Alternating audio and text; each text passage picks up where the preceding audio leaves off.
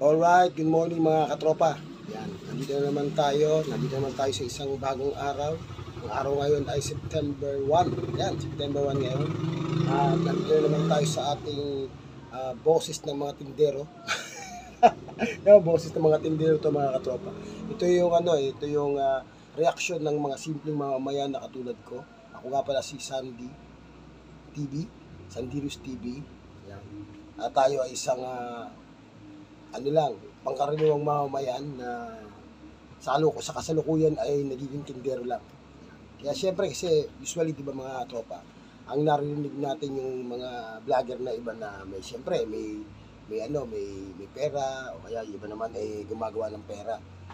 Marami namang vlogger din na talaga mapagkakatiwalaan yung sinasabi at marami din mga vlogger yung kung ano-ano lang ang sinasabi, 'di ba? Kaya mga katropa. Kaya ngayon mga katropa, itong ating vlog sa araw na ito ay magbibigay tayo ng komento sa mga nangyayari sa ating bansa, particular na dito sa ating gobyerno. Siyempre, sabi ko nga nung nakaraang vlog ko, meron tayong tatawag na freedom of speech as long as na hindi natin nilalagpasan yung ating karapatan bilang isang mamamayang Pilipino sa ating bansa. Siguro naman may karapatan tayo din magsalita at magpahayag ng ating mga pagtingin sa mga bagay-bagay na nagaganap sa ating kapaligiran. Siyempre nga sabi nga 'di ba? Kung walang gagawin yung mga ibang tao para malaman ng ibang tao yung pagkakamali nila, wala, 'di ba? Walang mangyayari. Kaya ito yung pananaw natin mga katropa, tayo ay isang simpleng mamamayan na nagnenegosyo ng kaunti, maliit lang ang kita, maliit ang puhunan, pero ipapakita natin dito yung yung bang grassroots mga katropa. Grassroots to yung comment ng mga grassroots na kamukha ko, na gusto rin natin makaambag sa ating mga pamahayanan. Yan mga katropa. Ngayon, sa araw na ito mga katropa, ang pag-uusapan natin ay tungkol dito sa congressional hearing dito sa budget ng Office of the Vice President. Siyempre, magko-comment lang tayo. Wala naman tayong sinasabi na mali sila, kung sino man dito, kung mali man yung mga taong narinig natin. Magko-comment lang tayo ayon do sa ating napapanood na video. Saka yung video nga rin ating mga katropa ay ito yung magmumula sa mismong Congress, shout out sa Congress para makita natin kung ano talaga yung totoo. Siyempre ito'y puntos por puntos nating kukomentan. Kung kayo maniniwala, bahala kayo. Kung tatanggapin nyo aking mga sariling unawa o palagay, nasa inyo yan. Ngayon, kung kayo naman ay may mga comments na gusto nyo iparating sa aking channel, pwede kayo mag-comment. Open naman ang lahat dito. Dahil dito naman wala tayong kinikilingan. At tayo nagpapahayag lamang ng ating pansariling kalooban. Nakatulad naman ang ginagawa ng mga ibang tulad ko. Right, di ba? Okay. Kaya ito nga pala, itong video nito ay nagmula nung budget hearing ng ating Office of the Vice President. Kung baga sa hearing na to, kailangan ipaglaban ng ating pangalawang Pangulo ang kanyang budget ng kanyang opisina. Siyempre, lahat yan dumadaan sa deliberation sa Kongreso at sa Senado.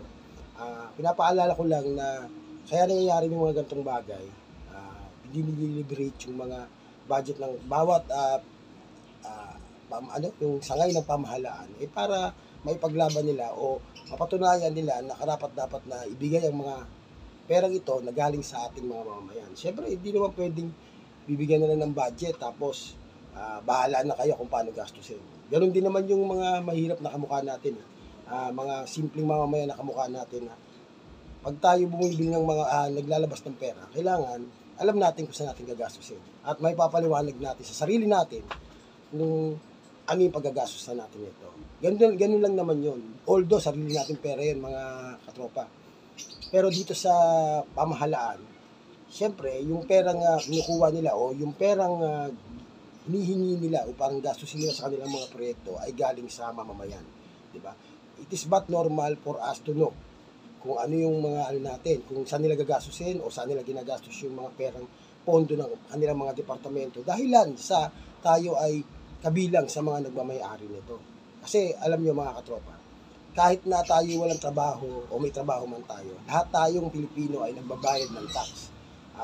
Alam niyo naman yon siguro, pag bumili kayo ng isang bagay o anong mga bagay na pangangailangan niyo, meron tatawag na EVAT, Expended Value Added Tax. Yung value added tax na yun mga katropa, nanggagaling yun sa, binabayaran natin sa gobyerno yun, 12% yun. Kaya either na tayo nagninegosyo o simple mamamayan, may trabaho o wala.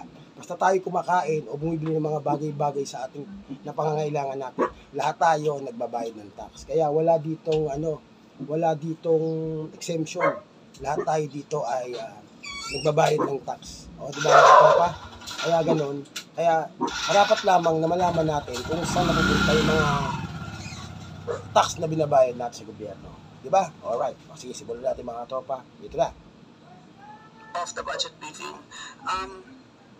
The GAA, the General Appropriations Act, is arguably the most important piece of legislation every year.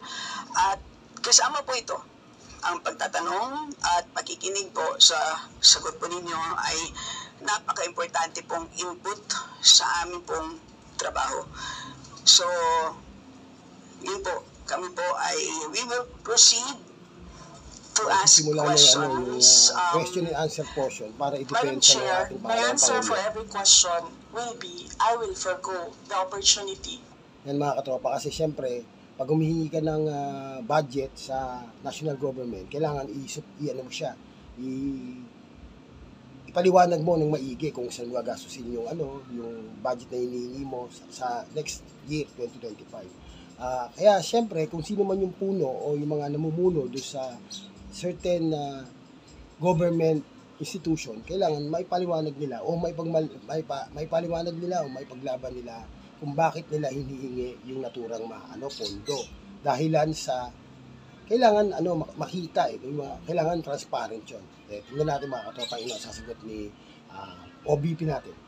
To defend the budget of the Office of the Vice President through a question and answer. And I will leave it to the House to decide on the budget submitted. So, magsasayang tayo ng oras dito, paulit-ulit yung sagot. That is... Yan mga katropa, yun yung sabi niya. Kasi sinimulan na nung Congress yung, yung question and answer portion. Normal yan. Yung normal na nagaganap yan sa congressional hearing o congressional na budget hearing. Kasi nga, itatanong sa iyo ng mga congressman kung ano yung mga gagastusan mo sa naturang pondo. Normal lang yon kasi may kapangyarihan kasi yung Kongreso sa Senado na alamin kung anong mga pondo ang papasok sa kada departamento at mag-aproba nito. Normal lang yun kasi yung tatawag na check and balance, di ba? Kailangan, pag humingi ka ng budget, kailangan sabihin mo kung saan mo siya gagastusin, saan mo siya gugugulin, dahilan sa magkakaroon ng check and balance ng gobyerno. Hindi yung bibigay lang sa yung pondong gusto mo, pero bahala na kayo, hindi pwede yun. Pero dito sa video mula sa Congress na pinapanood natin mga katropa, sumagot si Vice President Sara Duterte na hindi siya sasagot sa anumang katanungan mula dun sa naibabato sa kanya ng mga congressman na sila naman yung may karapatan talaga na basahin o alamin o pag-aralan kung nararapat bang ibigay yung budget na hiningi ng naturang opisina. Kaya kung hindi siya sasagot, ito yung mangyayari. Acceptable to us. Tuloy. Unless I hear any objection, that is acceptable to us. Because it is, I believe, sinabi niya, karapatan din po ng bawat Pilipino na tama marinig yan. po nila ang katanungan po ng 17 po. Tama yun, di ba? Kamukha natin. Hindi lang yung congressman hindi lang naman yung senador, hindi man yung mga tao sa gobyerno ang dapat makalam niya. Tayo, mismong simpleng mamamayan na kasama sa ekonomiya o nagtataguyod ng ekonomiya, karapatan din naman talaga nating malaman kung saan napupunta o saan dadalhin yung pondo na tayo naman na nagugugol doon. Di ba? Alright? Na nakalista sa ngayon, palagi ko, kung meron pong dadating dito, baka tumagdag po. Pero marami pong issues na hinaharap po tayo ngayon. Kayo po mismo, nakikinig po kami sa inyong speech po kanina, kahit na hindi po siya related po sa ating budget. Marami pong na-spark na mga tanong, kaya palagay ko, kaya nga sinabi ko kanina, ilimit natin ang mga tanong tungkol sa budget. So, yun po. Pilipinas. So, kung kayo po ay binigyan po namin ng pagkakataon na i-share po ang insights, kami po ay magsasabi din po ng aming mga katanungan. So, with that, Yun, mga katropa. Sinabi nga ni Vice President Sara na hindi siya sasagot o isa lang ang isasagot niya sa lahat ng katanungan. Ibig sabihin, sabi niya mismo galing sa kanyang bibig na lahat ng tanong na ibabato sa kanya ng mga congressman na kabilang sa budget hearing na to ay sasagutin niya lamang ng parang sinasabi niya na lahat ng tatanong niyo sa akin ay hindi ko sasagutin sa question and answer portion. Parang gano'n, parang contest ng mga katropa. Hindi niya sasagutin yun. Ang sasagot niya lang, bahala na kayong mag-approve o aprobahan o hindi aprobahan yung budget na hinihingi ng Office of the Vice President. Bahala na kayo dun. Bahala na kayo. Diba? Kung mga ganun yung dating. Ibig sabihin, anumang katanungan na ibabato sa kanya tungkol doon sa kahilingan niyang budget for next 2025 ay wala siya sasagutin. Yun, diba mga tropa? Syempre, nagsabi naman yung congressman na chair na sinabi niya na kung gano'n na gusto ng vice presidente, okay lang daw sa kanila yun. Ang kanila lang, magtatanong pa rin sila dahil trabaho nila yun. Normal yun, mga tropa, tama naman yun. Tuloy natin. Deputy Minority Leader Madam Castro may now proceed. Without due respect, I will not Madam Chair. repeat my question my answer every time there is a question. May I seek permission that every time there is a question, that is my answer. Madam Chair, I will call you and you can do as you please, Yun. Madam Yun Chair. lang, isasagot niya yun at yun lang. But I will recognize you. Okay. And then, Madam Chair, may I be given the opportunity to explain why I will not Explain and siya. I will Hanggang natin mga forgo tropa. the opportunity to defend the budget in a question and answer in the committee and leave it to the House of Representatives to decide on the budget submitted. Madam Chair, Madam point of Chair. order. Kasi po tapos na ang Parang kagustuhan niya rito mga katropa ni Vice President. Kumbaga, nagbasa siya ng request sa budget ng Office of the Vice President. Tapos, bahala na yung Kongreso kung aaprobahan nila to o hindi. Kumbaga, anumang katanungan hinggil dito ay hindi niya sasagutin. Kumbaga, nagpasa ka lang ng black and white na request doon sa Kongreso at ipapasa mo rin sa Senado yan. Dahil dalawa namang mag-approve niyan. Tapos, anumang katanungan hindi siya sasagot. Kumbaga, parang wag kayong magtatanong. Basta yan na yung budget na hinihingi ko. Kung aproban niyo o hindi, nasa inyo yan. Basta yan na yan. Pero kung magtatanong ko kayo kung para saan yan o anong gagawin niyo dyan, nakalagay na dyan sa papel na yan. Kayo na bahala mag-decide kung gusto niyo aproban. Pero hindi ako sasagot ng anumang katanungan. Isang sagot lang lagi yun. presentation time kanina. So that was the opportunity for the resource person para magsalita. So now we have formally entered the interpellation period. So mas mainam po na pakinggan na ng Vice Presidente ang tanong ng ating mga House members. Tama po. So, Si Congressman Manuel nagsabi na dapat talaga sasagot ka. Manuel, we will proceed with the question and... Excuse me, Madam Chair. Point of order. Please wait to be recognized, sir. So, we will proceed That's my at this point point. of order, Madam Chair. And what is your point of order? May we know the rule on which your point of order is based? The Honorable Bautista, may we know the rule on which your point of order is based? Because the Vice President already manifested that Kindly, sir, present the rule so we can rule accordingly. What is the rule? Kasi mga katropa, wala namang rule kasi sa Congress na pag sinabi nung yung resource person, ayoko na sumagot, tuloy, yun siya masusunod. Hindi lang pwede yun. Kailangan masunod kasi kung ano yung rules ng ng Kongreso. Kahit naman ng estudyante tayo mga katropa.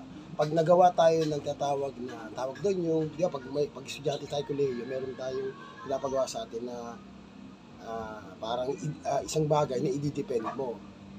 Alimutan ko na yung pagtawag doon mga katropa, pasensya na kayo. Pero yung thesis, halimbawa may thesis ka. Sinabi sa'yo na professor mo na kailangan gawin mo itong thesis na to. Tapos may bibigyan kang topic, di ba? May topic, yung topic na yun, gagawa mo yun ng pag-aaral, di ba? Ngayon, pagkatapos mong gawin yung pag-aaral, mga katropa, ang gagawin mo naman yun. Once na natapos mo na at pinasa mo na sa professor mo, kasama yung mga klase mo, i-depend mo kung bakit o ba't ganun yung nakasulat mo sa thesis mo. Normal lang yun, di ba? Kasi siyempre, paano malalaman ng professor mo kung alam mo talaga yung pinagagawa mo o ikaw talaga yung gumawa nun. Kaya i-depend mo yun all by your own, di ba? Ilalabas mo yung case study mo, ilalabas mo yung thesis mo, tapos at the same time, afterwards, hindi natatapos siya sa magpapasa lang nung written or black and white na ginawa mong thesis. Kailangan i-depend mo rin yon para malaman ng professor mo kung ikaw talagang gumawa nun o kung talagang tama yung ginawa mo at kaya mo ipaglaban. Normal lang yun, mga katropa. Parang ganun lang yun. Tuloy. On which your point of order, what is the point of order first and the rule? On which this is based. What's the point of order also of Congressman Raul? So, if you will question yes. me, my point of order, you have to also to question the point of order of Congressman Raul. Parang pagbigyan na yun. So we will make Mali, the diba? Honorable Mali yun. Manuel Ako talaga repeat his point of order and the rule because this is clear based on the rules that we approved during our first hearing related to the budget. So please, may sumasang-ayon pero wala rin sa Madam rules Chair, yun eh. ang point of order natin ay batay Parang sa paano ang para bang pag sinabi mo na ayoko kayo kausap. Hindi pwede yun. Kailangan, i-depend mo yung yung thesis mo. Parang thesis lang yun. rules of procedure natin sa Committee on Appropriations na Kasi after mag-present ng ating mga Congressman resource persons, Daniel time, kumisrite Manuel. sila, may video sila, may speech sila. Hindi ko alam nasa kung anong kanila siya, po kung yun. anong And after that, ay magpo-proceed sa questions sa meron ating siyang mga magbabatas. meron So, yun po yung siyang established rules natin sa congressional Committee on area o Appropriations na supposedly alam din ng lahat ng mga members natin. So, kung iniiba natin yung format, yan ay pagbabali dun sa established rules ng committee, Madam Chair. yes, and Madam Chair, so excuse me, Madam Vice President, there's a point of order that was raised, so we have to first rule on that. So there's a procedure that we have to follow. yes, Madam, may I just say that this is not part of the presentation? This is an explanation of my answer. no, but there is a point of order which we will have to first decide upon. Pasensya na po.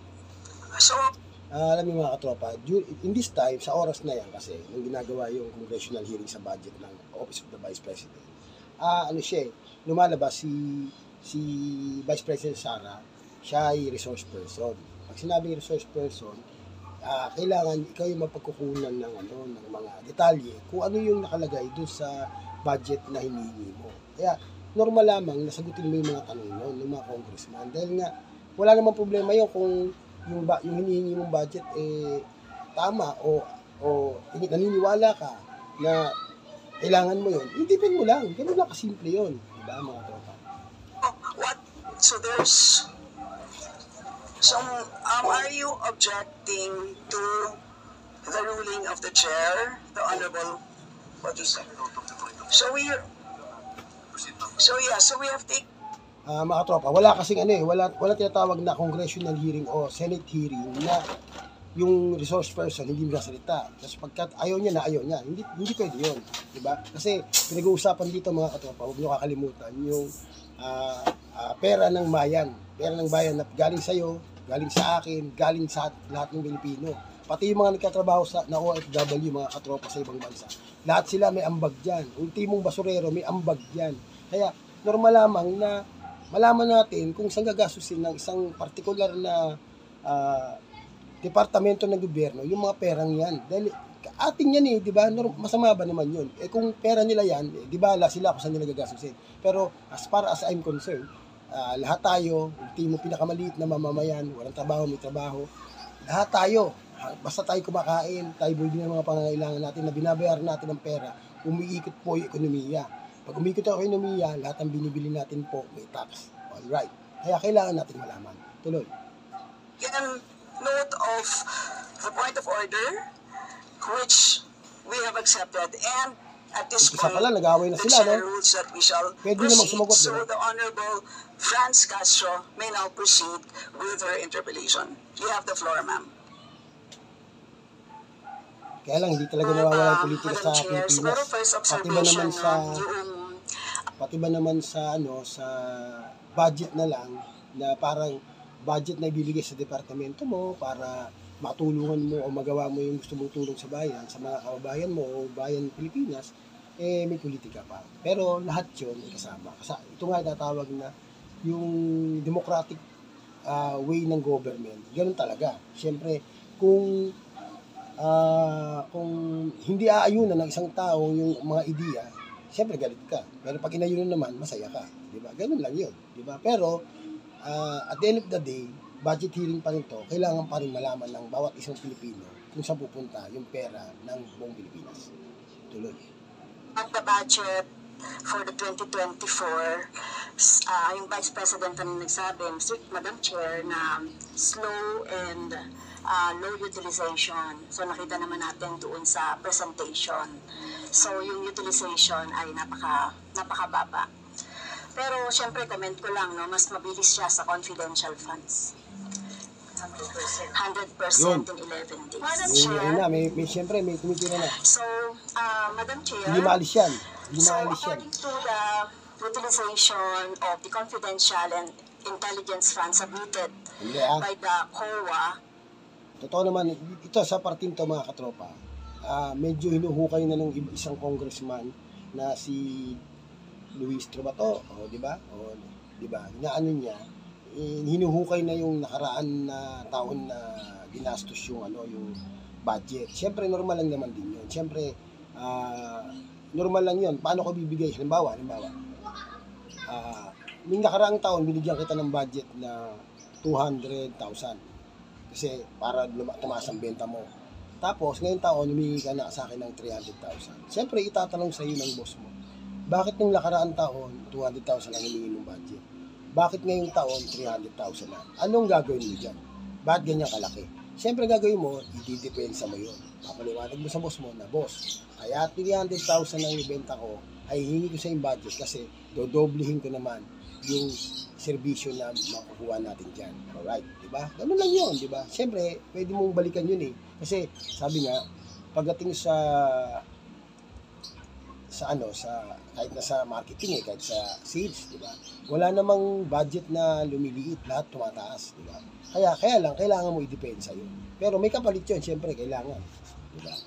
Yun. Kaya kung magtatanong man yung isang congressman na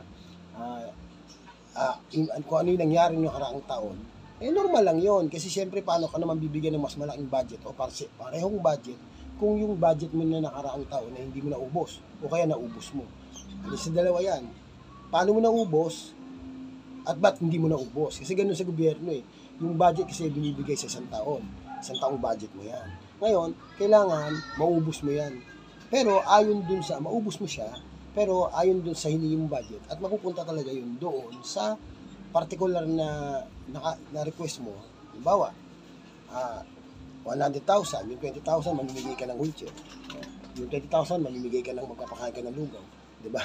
Ganun yun, kailangan ma-identify mo yun. Diba? Ganun lang yun, normal lang yun. Kasi, paano ka bibigyan ng budget ng boss mo, na yung boss mo yung taong bayan, kung hindi naman nila alam kung paano mo gagastusin yung budget na ibibigay sa'yo. Normal lang yun, di ba? Ang boss mo, dapat, bayan, taong bayan.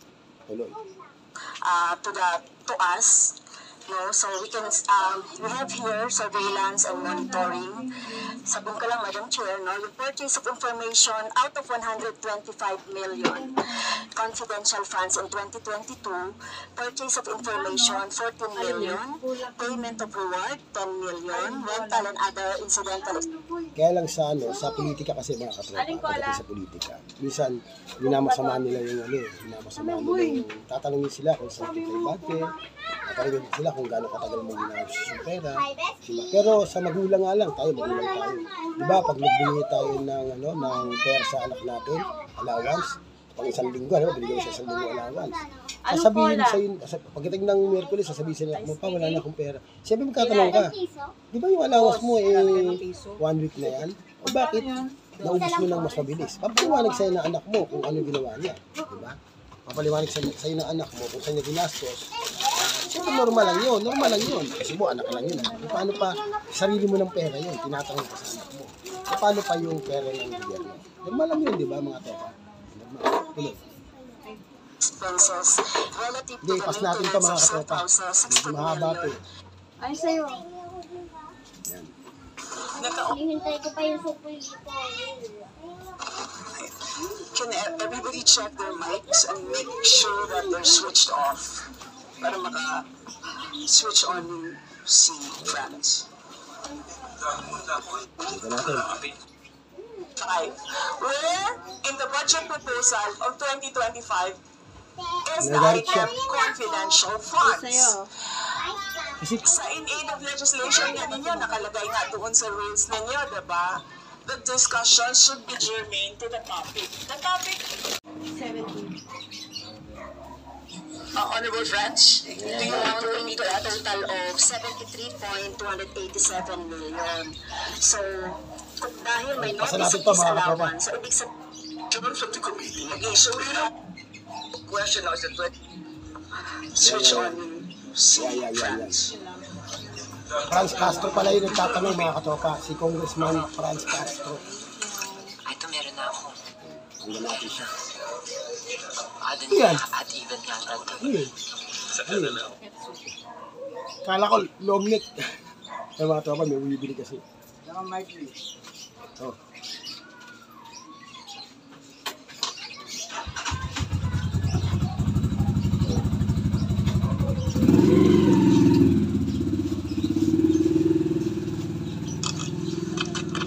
Madam Chair, point of order lang ulit, Madam Chair.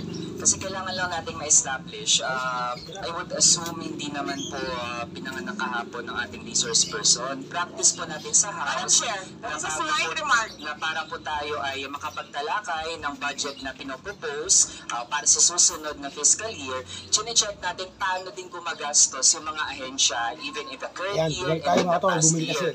Also, Madam Chair, Section Yan, patuloy na 162, titinda rulings tayo. as precedents, rulings on Titinda tayo questions habang tayo raised by bigla. members shall form part of the parliamentary practice Yan. of the House. At practice po natin since time immemorial na hindi lang po ang proposed budget yung tinatalakay. Yun. Kasi yung performance ay dapat bahagi din ng discussion. Yun lang, Madam Chair.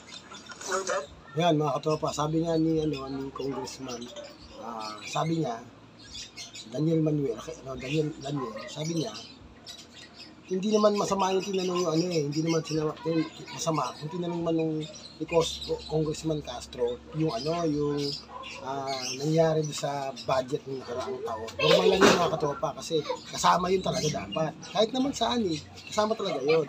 Paano kita bibigyan ng budget? Kung 5 pesos tubay. Honorable Circular number 2015-01, dahil kailan pa naging confidential fund ang pagbibigay ng ayuda. Or kung ito naman ay ginamit normal lang yan. sa mga ginamit na tao, informant, yung 11 days. So, paano kaya ginamit itong 40 million na ito, no, para sa medical and food aid in 11 days, Madam Chair? So, Tagal na pala yun, no? Yun pala yung 11 days kung dito na ginamit pinasok. doon sa Hindi kaya niya i-depensa yan, kaya niya. sa mga aids, medical aid or food aid. Pero paano kaya, Madam Chair, ginamit itong 40 million na ito as a medical and food aid ng ilang tao in 11 days? So, yun po. Wala nang problema yun, kahit na ba 2 days o 3 days yan, basta malinis yung pagkakagamit. Wala problema yun, di ba? Ganun lang yun, di ba? Halimbawa, 11 days, gumastos ka ng 1 million. Okay lang yun, basta yung pinunta ng 1 million, totoo yun, di ba? Wala problema yun, pwede mo depensa yun. Ang tanong natin, Madam Chair. Madam Vice President. Madam Chair, the subject of this hearing is the OVP 2025 budget proposal. Yan yung sagot. We do not have an item of confidential Yan. funds in the OVP budget proposal. Yan. Hindi niya sinagot. Ang sinagot niya, hindi ko sinama sa 2025 budget proposal yung confidential fund. Hindi niya daw sinama doon. Naghihiring daw ang pag-uusapan yung 2025 budget proposal. Kaya hindi niya sasagutin yun. Kasi wala naman daw na nakalagay doon na na budget, wala naman daw siyang nilagay o silang nilagay na ganon, confidential fund sa 2025. Pero ang tanong, yung nangyari ng 2024, ayaw sagutin. Diba? Pero dapat madali na sagutin yun, kahit na 11 days, kahit na 2 days, 1 day yan, basta napunta sa tama yan. Diba? Napunta, at kayang ipaliwanag lang. Diba? Okay naman yun wala namang problema yun kung gaano katagal, kung gaano kahaba. Ang mahalaga, ipaliwanag lang. Tuloy. Honorable Branch? So, may continue, Madam Chair. Isa sa bumubukol na confidential fund ng OBP noong 2022 ay nasabi ko na, Madam Chair, yung medical and food aid at saka yung mga purchase of supplies. According to the accomplishment report, the OPP spent 40 million for medical and food aid in 11 days. So, ang ibig sabihin nito, Madam Chair, konting math, tumapatak na 3.64 million kada araw ang gastos para sa food and medical aid. So, hindi natin maintindihan, Madam Chair, paano ito ginastos in 11 days. 3.64 million kada araw. Dito sa... Ayan, nag-mathematics siya kasi yung sinasabi na confidential fund, inubos sa 11 days. Wala nga problema yon. Walang problema yon kung paano, kung 11 days, 10 days, 8 days, 1 day, 2 days, half day, walang problema yon. Basta ang kailangan lang, may paliwanag kung paano ginastos. Yun lang naman yung tanong. Diba? Simpleng tanong lang naman yun. Hindi naman question yung 11 days Hindi naman question yun yung 30 days o 1 year yan. Hindi naman question yun kung 1 week o 2 days. Ang mahalaga lang, maipaliwanag kung paano ginastos. Simple, diba? Tandaan nyo mga katropa, karapatan nating malaman to dahil tayo ay Pilipino. Tayo Pilipino, lahat ng Pilipino may ambag. May ambag sa bayan. Tandaan nyo yan. Basta kumakain kayo, nagbibihis kayo, nagbabayad kayo ng kuryente, nagbabayad kayo ng tubig, nagbabayad kayo ng mga basic needs sa buhay nyo, karapatan nyo malaman niya kasi lahat yan may tax. Item na ito. Madam Vice President? Comment? Pilipinas. Madam Vice President? I did not call you, ma'am. It was Representative Arroyo who called you. We, the chair, would like to remind both the resource persons and the members to please wait to be acknowledged before you speak. Yes, ma'am. Yes, so you may, yes, For what? to respond. So, any comment, Madam Chair, dun sa sinabi natin based dun sa accomplishment report? So, kung gagamitan natin ng konting math, 3.64 million kada araw ang gastos para sa medical and food for 11 days. For how many people ba ito? Madam Chair, the topic and the invitation of the House of Representatives to the Office of the Vice President for this hearing is the 2025 budget proposal. There is no confidential funds in the 2025 budget proposal. For the information of the body, the letter that we sent, our Madam Vice President, reads as follows, in the second paragraph. Mga tropa, tayong mga simpleng mamamayan na nagbabayad ng tax kahit paunti-unti ay hindi dapat makaalam. Sa ulo dito mga katropa, diba? Ang alam ko kasi, ang paniniwala ko mga katropa, yung mga matatalino, dapat sila mas madali magpaliwanag. Dahil tayo naman na hindi ganong katalinuhan, mahirap magpaliwanag. Kung tayo yun. Pero sa layo ng narating nila mga tropa, dapat mas madali magpaliwanag sa kanila. Hindi natin maunawaan at hindi natin maintindihan. Pero wala tayong tinitira dito mga tropa. Ang gusto ko lang dito, malaman kung saan napupunta yung pera ng isang bayan. Diba? Kasi kapag ako dun normal lang yun, di ba? Ngayon, pagka sinabi nila na wala tayong karapatang magtanong, wala na. Walay na. Parang yes, Philippines yan. O, di ba? Wala tayong karapatang pumasok doon, mga katropa. Ayun nila. Kasi pag pumasok tayo doon, titirahin tayo ng water cannon. O kaya babanggan yung mga barko natin. O, di ba? Ano pa yun, Coast Guard pa yun, Isipin nyo. O, di ba? Parang ganun ba yun? Wala tayong karapatang magtanong. O makinig, o magtanong. Pakinggan natin ulit mga tropa. Ito normal lang to kasi ano naman ito'y takatanuan lang ng isang simpleng mamamayan. Siyempre, lahat naman tayo nagtatanong, lahat tayo naghahanap, lahat tayo ay nangihingi ng serbisyo. Diba? Kaya lang naman ang tanong, simpleng tanong lang naman yung mga tropa. We noted the following topics to be discussed. Item number 3 is comparative budget allocation and utilization rate from fiscal year 2019 to 2023. That's item number 3. So I can provide you copies of the letter. So clearly, confidential funds spent in 2022 falls squarely within that. So yes, Honorable Francie, we proceed. Yes, Madam Chair. So, mukhang hindi na tayo sasagutin ng hindi na ako sasagutin ng ating Vice President. So, sa bawat sagot kasi na ganyan ng ating Vice President, for the record, since ayaw magpaliwanag ang VP, so ibig sabihin nito, yung paggastos ng 125 million ay na pera ng taong bayan ay hindi maipaliwanag. So, yun nga, Madam Chair, kaya hinihiling natin sa Vice President o OVP na kailangan kami tindewa itong mga sinasabing item. Niluto kami ng adobo. Nabinayaran namin ng 12% tax. Utilization of confidential and intelligence fund. Pinaluan pa namin ng oyster sauce, 12% tax ulit yun. Gusto talaga nating maintindihan, Madam Chair, kung ang notice of disallowance ay, so syempre, papaliwanag pa nila yan kung paano. Ayaw nga paliwanag so, malaman din ng taong bayan ang kulit mo rin kasi. Yung Ayaw nga. nagbibigay ng pondo para sa operations ng OVP at lahat ng mga agency. Honorable Franz Castro, ayaw nga ipaliwanag. Ano ka ba naman? Yung ganyan na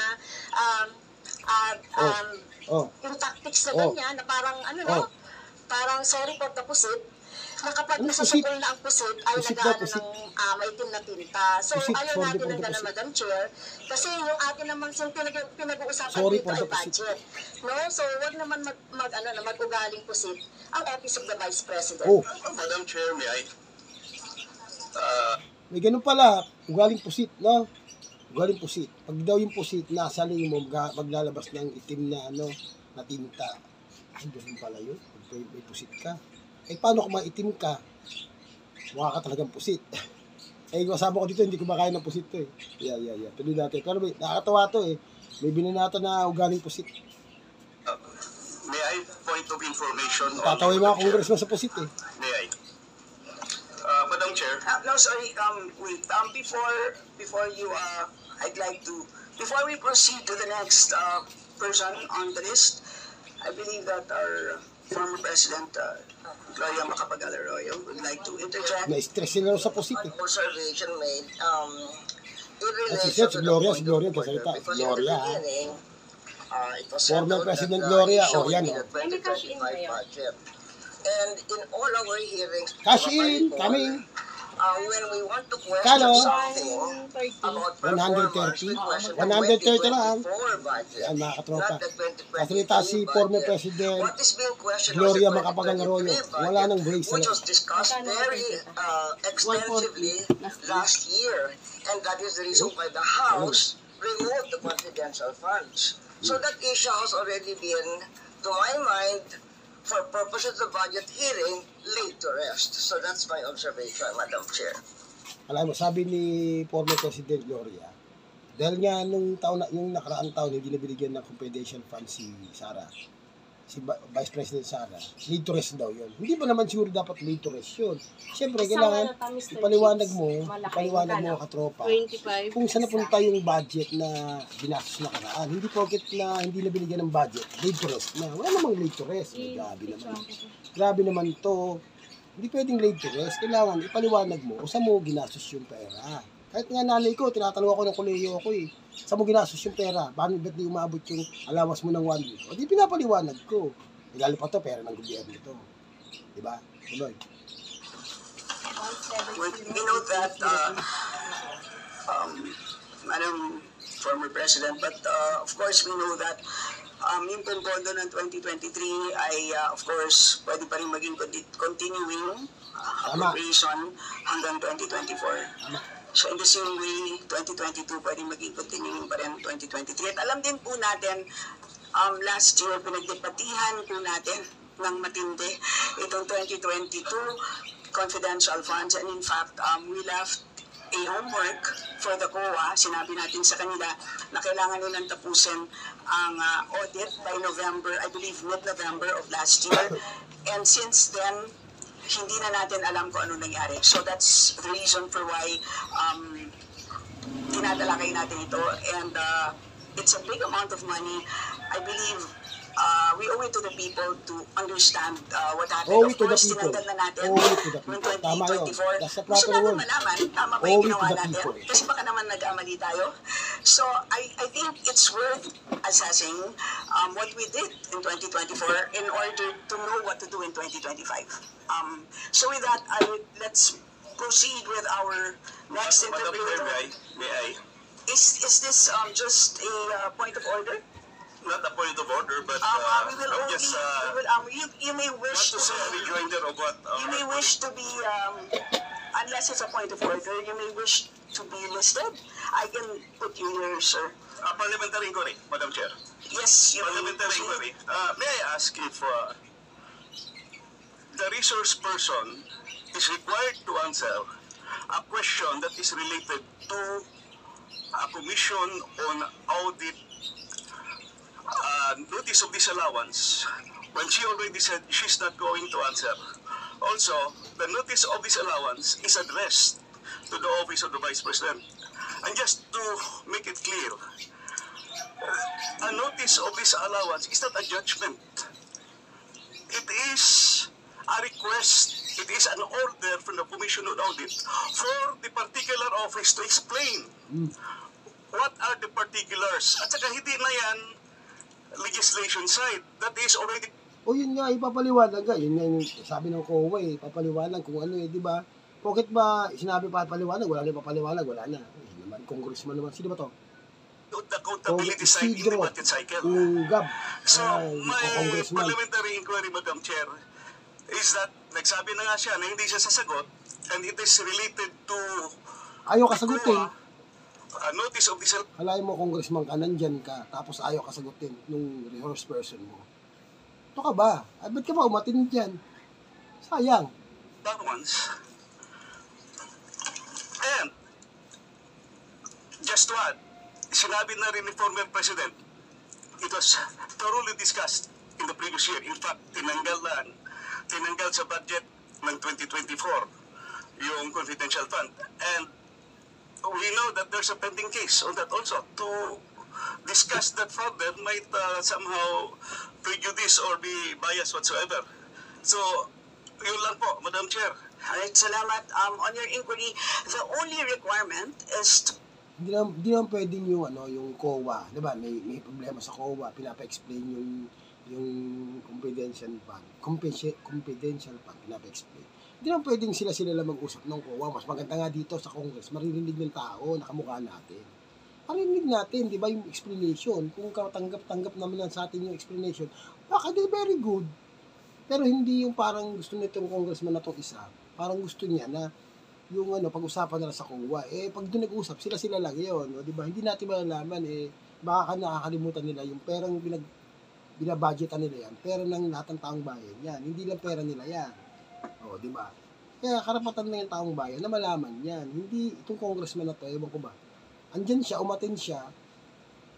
Hindi ko alam kung ano yung gagawin niya. Di ba parang gusto niya na umuwi. Kasi tapos na agad yung hearing. Provide a direct response on the question. Meaning to say, a response that is directly related to the question. Meaning to say, kung may question, at ayaw niyo pong sagutin doon ang diretsahan na hindi po ako sasagot dun sa tanong. Ang problema po kasi, ang response ay naging hindi related dun sa tanong. Halimbawa, may tanong, ang sagot ay paglalarawan dun sa nagtanong. So, hindi naman yon klaro na hindi yon directly related dun sa tanong. Kaya, yun po, I think it's a reasonable ask. If there's a question, you may or may not answer. You're not compelled. But you just please say I do not wish to answer. That's it. At least we know it's a direct response. And with that, we move to the next Madam Chair. person on the list. Madam Chair. Madam Chair, hindi na po tayo matatapos. Yan ang sinabi ko sa iyo kanina. Ayaw mo maniwala sa akin eh. Aabot talaga tayo ng bukas dito. Diba? Madam Chair. Abot ang bukas. An inquiry regarding What you said. yes, and Yes, please, ma'am. I remind also our Yes, ma'am. resource persons to please act in a respectful manner. O, ayaw Pasensya sumagot. na po, Ito, magagawa mo. hindi Uwi po tayo. kasama sa poder ninyo ang Uwi tayo. pagka-fire ng Ayaw sumagot eh. presiding officer ng hearing na to. Hindi mo naiintindihan, Congressman. Ayaw nga niyo sumagot. Dito, uwi tayo. Members of the House of Representatives, lines like what Sayang you yung just pera said. na ginagas sa kuryente, Kasi, tubig. Oh. Pagkain. Pera bakit ng mo bayan ako ulit yan. kinu-crucify for saying Hindi a naman. fact that somebody is convicted Ako, of child nagalit si abuse Sarah. sitting Nako, binira. in the chair. Binira yung congressman, oh. May child abuse daw doon. I cannot fire the presiding chair. So bakit? Tatanong siya. Yes, we Bakit napaka Tatanong one-sided siya. dito? Yung tanong, sinasagot ng tanong. Dahil ba madami kayo dyan sa kabila at Naku, nag-iisa ako nagalit. dito? we note all your Siya na rin daw comments, mag-isa. ma'am, and let us Marami daw now kalaban. proceed. Thank you. Thank you, ma'am. Madam Chair, point of order. Na si Congressman Abante ng Maynila. Honorable Danny Abante. Sa I Recado just siya. came in, I hear this. We're not talking about the budget, we're accusing each other here. I'd like to find out from the resource speaker if this is the kind of hearing that Yung mga tropa, sila pagka naghihiling panoorin niya yan, yung mga hiling. Kaya nila dyan, mga steak, mga Jollibee, mga ganon, ganon. Pero tayo, ito, ayan otak. Diba? Wala tayong karapatan magtanong kasi otak na kinakain natin mga tropa. Kasi sila doon, pack lunch na, hindi pack lunch yun, yung niluluto yung mga tropa. Diba? Meron pang waiter, mga tropa, may waiter pa sila dyan. Tubig nila mga tropa, nakita naman yun, nakikita naman yun sa mga hearing, mga absolute, di ba? Mahal niya absolute na tubig eh. Tapos, kinakain nila talaga, may waiter pa, siniserve pa sa kanila yan. Pero take note mga tropa, karapatan nating malaman kung saan napunta yung budget. Bakit? Kasi kung nakain nila dyan, pera nilang bayan yan mga tropa. Pera mo at pera ko. Alright. O no? we're gonna have. Otak.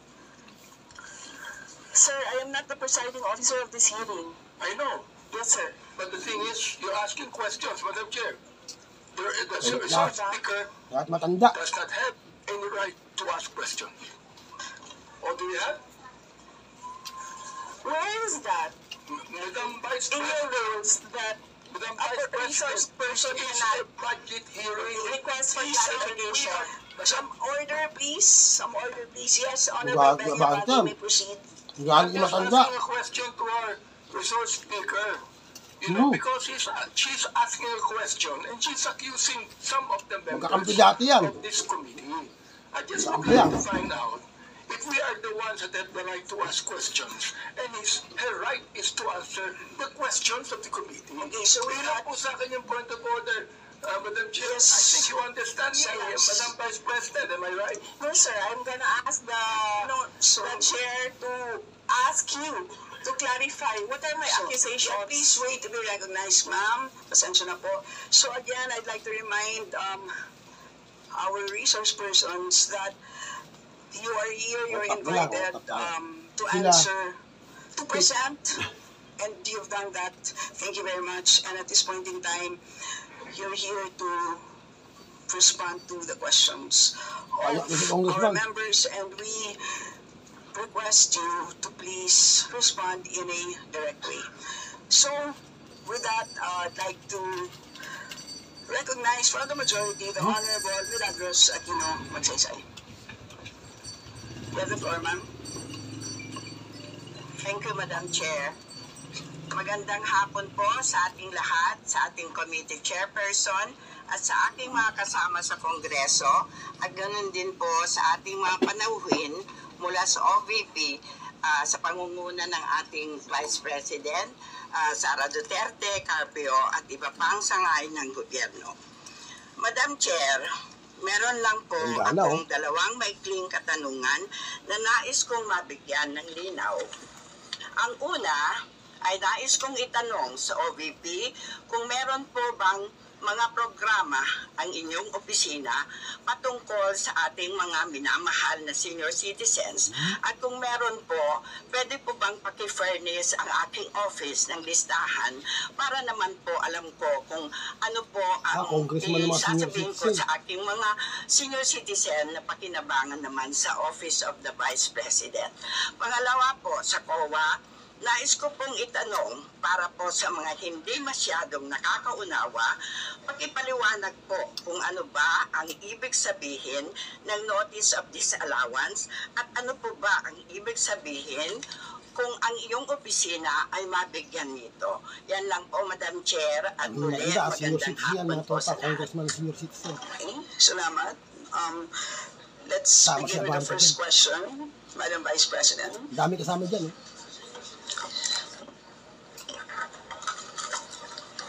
Madam Chair, we do not distinguish for the recipients of our projects.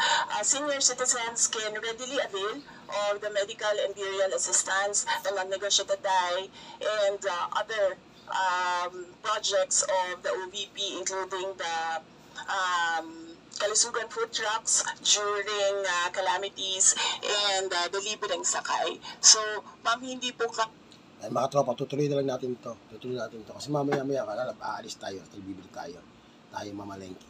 Ayan, mga tropa, tutuloy natin itong mga reaction na to. Tutuloy pa rin, same video pa rin tayo sa susunod na video natin. Pero, kanina, natalakay na natin yung ibang mga bagay. Pero mahaba kasi, mga tropa, 4 na oras to. Hindi ko kayang ituloy-tuloy ito ng 4 na oras kasi nagalit na sa akin yung partner ko ito. Simangot na siya kasi hindi ako natitinda, nag-vlog lang ako. Ayan. Mga tao, tutuloy na lang natin to dito sa side na to sa 55 minutes na tayo. Isang oras. Meron pa tayong 3 oras na tutuloy-tuloy to para bigyan natin ng komento itong nangyayari ito sa yung pang insidenteng nangyari dito sa House of Representatives do sa pagdebate dun sa budget ng Office of the Vice President. Siyempre si Vice President Sara lang umattend, hindi niya kasama yung mga yung mga department heads niya. Dahil gusto niya talagang itipid niya mag-isa yung Office of the Vice President budget for the year 2025. Pero so far sa part na to, wala pang sinasagot at karamihan ng sagot, bahala na yung Kongreso kung i-approve nila, pero wala siyang sasagutin na kahit ano pang tanong mula sa mga congressman na question and answer. Alright. Pero okay, karapatan niya yan. Karapatan niya yung sabihin yun na hindi siya sasagot. Pero karapatan din naman natin mga Pilipino, na kamukha ko, kamukha nyo, kahit sinong Pilipino, basta Pilipino, karapatan naman din natin na magtanong, di ba? Magtanong lang, kung magtanong tayo, ayaw sagutin. Di ba? Pero, supposed to be, dapat sinasagot ng mga pinuno natin sa gobyerno yung ating mga katanungan. Dahil nga sabi nga ninyo, di ba yun? Ni dating presidente, ex-president na namayapa na si Noynoy Aquino, kayo ang boss ko, di ba? Siyempre, pag nagtanong yung boss, sasagot ka. Boss mo nga yung mga Pilipino, di ba? Sabi ni Presidente Benigno Aquino na namayapa, sa malangit nawa, di ba? Basta yun ang sabi niya, ako ang boss nyo. Mali, baliktad. Kayo ang boss ko. Di ba? Kaya, pag ang boss nagtanong,